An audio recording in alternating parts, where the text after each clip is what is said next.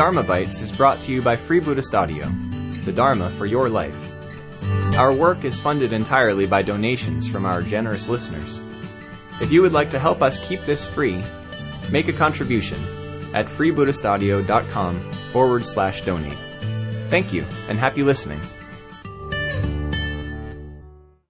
He called his poems a record of the secret life below the surface of outward activities. And I want to just quote one of his poems that he wrote as a young man in 1948 when he was probably just 22. And I think he was at his best as a poet when he was a young man. This one's called Aspiration. The dim sun sinks to rest in the west of watery gold. The young stars climb the sky, and there, like flowers, unfold.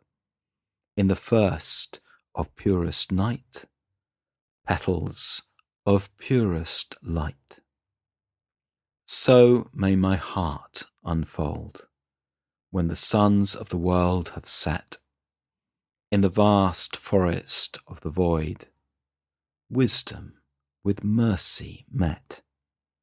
In that tranquil, silent hour, like a flower and the scent of a flower. Poetry always really needs to be read twice. I'll just read you the last part again.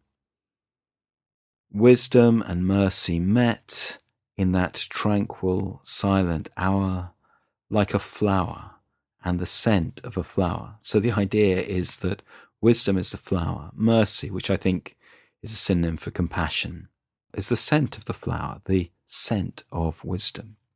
And all of these are very carefully felt, very deeply felt, these connections. And the flower, the lotus particularly, is an image in his poetry for spiritual life as a process of growth and unfoldment. And I think this is one of the ways in which Bante's organic thinking can be helpful for us. Perhaps the first way is that it makes available to us, with a certain kind of coherence, these very divergent elements of the Buddhist tradition.